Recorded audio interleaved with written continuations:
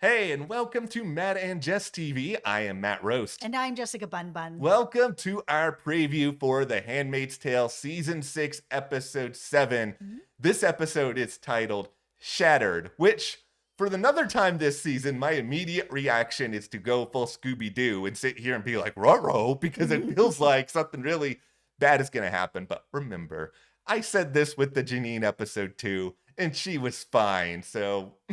Yeah, but is she going to be fine now? I mean, Jezebel's is shut down. Where is she? What happens to her? I mean, we're going to get into some of that. We're going to, of course, talk about the synopsis of what is going to be coming up in this episode. But for me, the title of this feels like it's really revolving around June, that she is going to be shattered by what Nick did. I think that's a pretty good read on it. It just feels like June has had some of her eye open when it comes to what's going on in Gilead. And I think you have to when you're in her position. You've gone through what you've gone through. I mean, to the point where you sort of develop this feeling that even the people you trust, whether it's Moira or Luke, that you have to be the one to do everything, that you always need the Superman cape. And you might not be doing that to be selfish. You might just be doing it because you think you're the only one that's capable of it. But I think now she is full eyes open when it comes to all of this. And regardless of whether or not Nick felt he had to do what he did when it comes to selling out the plan to Wharton, I mean, we talked a lot about that in the review. He might have thought his back was against the wall. If you're June, you're probably not thinking that way at that point. You're probably thinking more of, okay, well, couldn't you have at least tried to lie? Couldn't you at least done something to maybe put your neck out there for me? Yeah, and I think the other thing that June's not going to be looking at, not to defend Nick or anything, Yeah. but Nick has done a lot for her, for Luke, for Moira. He's gotten himself into some pretty sticky situations over and over and over again over the past few seasons to be able to help June, where now that he's in that sticky situation and this felt like for him the only way to get out of it. She doesn't know all the details yet. No. Could she forgive him? I mean, it's possible, but I don't know at this point. It's going to be really, really tricky. And I think it really comes down to this question of like, okay, what does June want out of this relationship? What does Nick want out of this relationship? And how do they envision their future together or not? But we will get more into that. Before we do, though, be sure to hit that subscribe button because, yeah, we have so much more coverage coming on The Handmaid's Tale, including more reviews, previews, theories, all sorts of good stuff. Also, we are in the midst of covering The Last of Us on HBO. We have Poker Face coming very, very soon. It's a really fun murder mystery show. Lots of great guest stars. If you have not checked that out, we highly suggest it. Absolutely. Dexter Resurrection also got a premiere date, July 11th. We will be here covering that as well.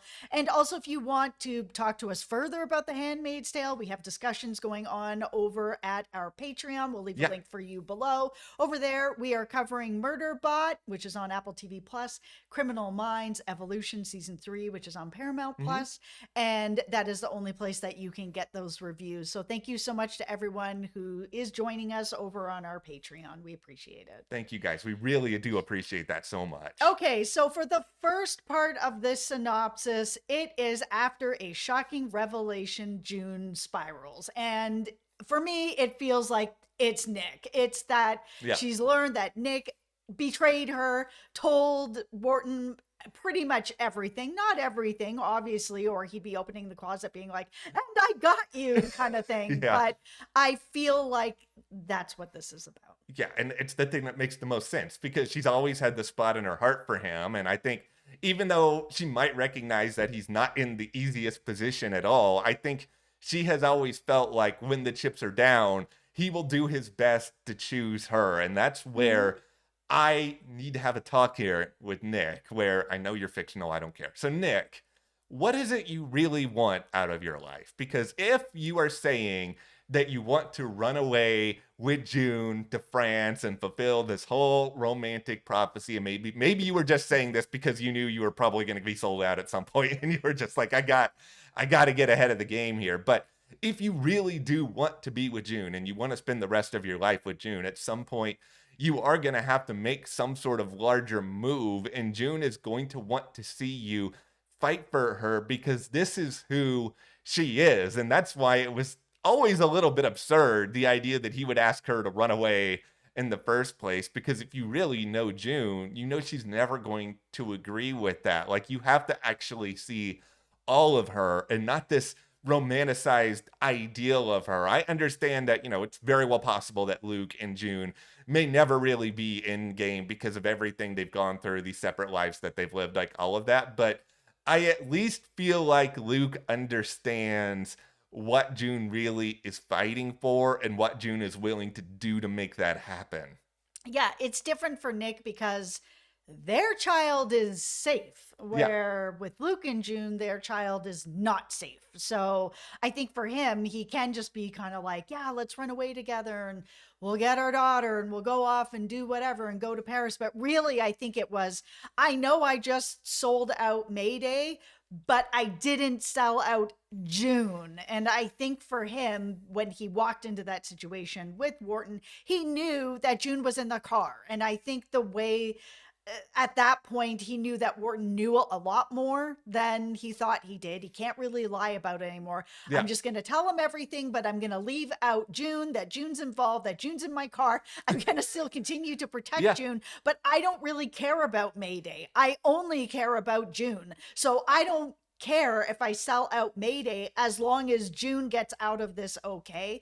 And I think that's where his thinking probably was. And I think for June, in response to all of this, like, do I think eventually she might come around and be like, okay, Nick may still be useful to me as someone who can help me achieve my goals? Like, I could see her doing that, but there's a difference between, finding a use for someone and then wanting to be with them long term. Like, I think there's a good chance that ship has sailed, and I don't know if Nick can get that back. But I think June has shown us with Serena, like the worst person of all time in the world of this show, like, she has shown that she will be willing to put some things to the side if she thinks that someone can be useful to her. So I don't think Nick is gone as a possible asset, but at the same time, like tinfoil hat, in the immediate aftermath of what has happened here, I don't think she's going to be at the I'm going to look at this rationally point of view. I think she's probably going to just try to lean on Lawrence more than ever, because Lawrence is someone who knows where he stands at this point, and beyond all of that, he probably feels like he has no choice but to act. If this wasn't the final season, I would say that they would probably find a way to get past this. Mm-hmm. This is the final season. Yeah. So, we don't know what happens in the Testaments. We don't know who's in that.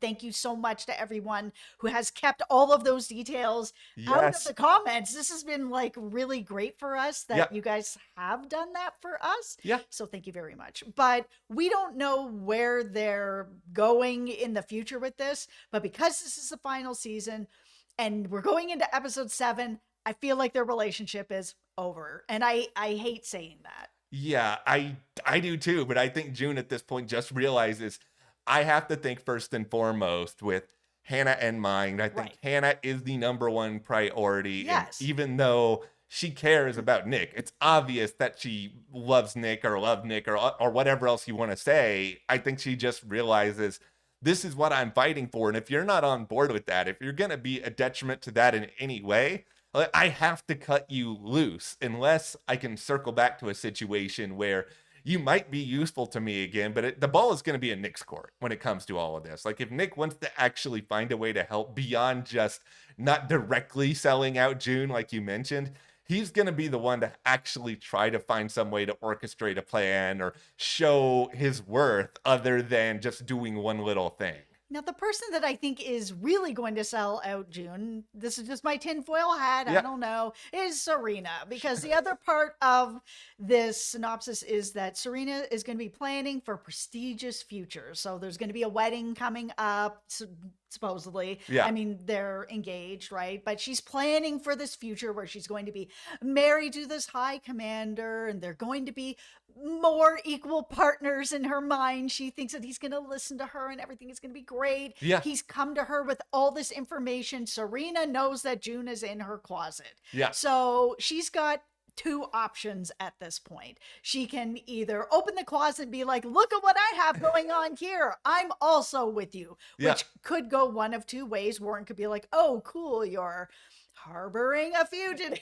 This is not great. Yeah. Or it could be like, great, this is our opportunity then to turn things around and make June sort of this pillar of the new Bethlehem community. I've been sort of towing the line with this, where the idea is, oh, we're going to have new Bethlehem, where it's going to be, we have Serena back, we have Lawrence back, who now we know is a patsy, and they're going to close it all down. But Yeah.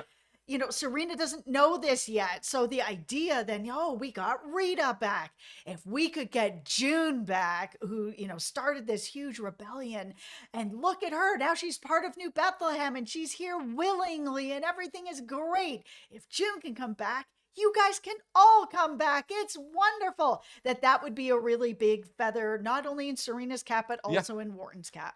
I think what makes all of this like so unbelievably interesting to me is just that Serena is such an irrational person in a lot of ways, and she is so unbelievably delusional that I think the question becomes, what's going to be in Serena's mind after all of this? Because there's a real school of thought here that what you're saying about all of this is totally correct, that Serena's going to think that all of this is helpful to June and that all of this is going to be great, that it's in the best interest of New Bethlehem. Like, I can see her convincing herself that is all true. Like, I can also envision in my brain her thinking, okay, I'm not going to sell out June at this given point. I'm going to let her get away briefly because she helped me on the train, and I'm going to view it as an eye for an eye situation. And then I'm going to make something up, like maybe an hour or so later, I'll be like, oh, I heard. Call it in. Yeah, I'll call it in. And then she can look like she's playing both sides so that she always comes out on top. It's like, that is also something Serena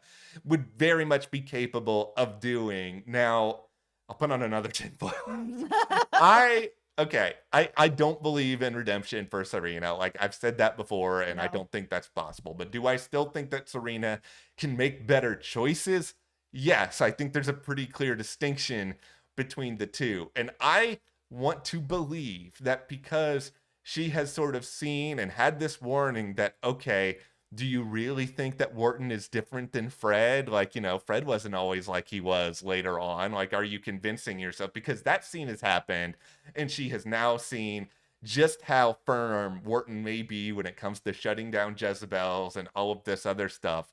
Are some warning signs starting to go off in her head? Because I am still dreaming, I brought this idea up previously, of my wedding Trojan horse theory, where she does the wedding and uses that to distract all the commanders, and then June and Mayday is actually able to go and achieve something. I would love that. It would bring me great joy. It's just the question there is, do I actually want to believe that Serena's going to be capable of that? And I'm not sure she is. I just think there's not enough time to turn that around where I'm going to believe that Serena's going to burn her life to the ground for that. It just doesn't make any sense, especially after we saw, the mob on the train going after Serena, and Serena still standing on her ground and being like, no, this is my beliefs, I'm not backing down. If all of a sudden she's like, yeah, Mayday at episode 7 or 8, I'd be like, I don't know what's happening here. Where did the writers go? No, the reality here is that I think a form of this Trojan horse idea can happen around Serena's wedding, but I don't think it's her who would orchestrate it. I do think it would be Lawrence. Yes. Lawrence is the person who has one bit of information that none of the other commanders are aware that he knows, and that is what they eventually want to do to him. And knowledge is power within the world of The Handmaid's Tale. Yeah, I just feel that with this synopsis that Serena is now continuing to plan for this future, and what we saw in that final scene with Wharton coming in and being like, yeah, I closed down Jezebels, that's gonna feel good for Serena. Serena doesn't want Jezebels around. That's not part of her vision and was never part of her vision. So that's good. That's a check mark for her, that she's like, oh, my man doesn't want Jezebels and he went and shut it down. Amazing. This guy is great. And the fact that he's actually coming to her seemingly as an equal to be like, hey, this is what's been happening, I'm sharing all this information with you. Great, this man trusts me and feels that he wants to share this stuff with me. This is great. This is the guy. I am very afraid for everybody still. Like, I will be afraid for everybody until the very end of this, but this is my biggest reason to be afraid for Lawrence, that Lawrence is not going to go through with this. Serena, we've outlined what the reasons are that she wouldn't be willing to help, but Lawrence in a way, has the same sort of limitation that Nick does, where they have the next generation to think about. Like, Nick's got Hmm. some skin in the game at this point when it comes to Gilead, and I think that puts him in a complicated position. Lawrence has a child who he clearly feels a lot of affection for, to the extent that he's playing all this chess and going back and forth with her. So it's like, if something happens to him, what's going to happen to the child? Where are things going to go from there? Like, I think that is the big fear as to why a lot of these characters might be stuck, and we might be in a position where June actually does have to go it alone, even though I really do not want that. Yeah, I mean, Lawrence is in a position of not really any power at this point. He's got some information about Mayday and what was going to be going on, but now that Jezebel's is closed down, now where is he? And that's where my tinfoil hat is. Tinfoil on top of tinfoil in this video, man. Is that because he does care so much for Janine's daughter, and there has been so many scenes between them. Yeah. If he really thinks he's going to end up just dead at this point, that maybe he's going to reunite those two and be like, you know what? This is not Naomi's kid. I've come to really care about her. I want her reunited with her biological mother. So this is where I'm going to go with it. And he will go out being not as bad as the other commanders, but still not great. Please, Commander Lawrence, just do something. I will shake you. Do something. But okay, let's have a conversation here about hope as we start to wind this down, because I am currently, how Tom Cruise does all of his own stunts apparently in all these movies, at least to the extent that they let him. I'm going to be Tom Cruise, like on a ladder with a helicopter, like floating over the ocean here, just clinging to life, that the cast continues to say, and they have to hype up the show obviously, but they continue to give me hope that not everything is going to be terrible at the end of this show. And so if that is the case, something has to work over these next few episodes. Like, I'm going into all of them thinking that we're going to at least get some characters in a better position by the time we get to the series finale. Do I think everyone's going to survive? No. Do I think there's still a chance we lose Lawrence, Janine, Nick, somebody like June? Yeah, absolutely. Some of this stuff can happen, but I kind of do feel like we're at this point where the rubber meets the road, and you can't have like every bit of good news happen in the series finale. Like, we have to have some breadcrumbs. Like this, if the wedding is rapidly approaching, it's the perfect moment to start to turn things around. Yeah, there has to be some kind of end to this that's somewhat satisfying, I would think. I know this is a really bleak show. We know that the Testaments is coming up, so there's going to be some continuation of something. We don't know what yet. Yeah. But like, this is June's story trying to get to her daughter. So it feels like either Hannah is going to end up getting out of this in some sort of way and off with June. If June is not in the Testaments, and again, no spoilers, there has to be some sort of end to this that's either satisfying or tragic, where she dies trying to get her, or she gets her and they go off and live happily ever after. There has to be something. Okay. What do you guys think we're going to see in this upcoming episode? Do you think we're going to get a wedding at this point? Is that going to be where it all goes down? We also better get an answer about Janine, because if Jezebel's shut down, where is she? Yes, please, guys, don't break my heart with Janine. I'm begging, I'm pleading. But okay, hit that subscribe button for more Handmaid's Tale coverage. You can support us further by joining our Patreon. That link is in the description. We are covering exclusively there in video form Criminal Minds Evolution. Murderbot, thank you so much. We'll see you here next time.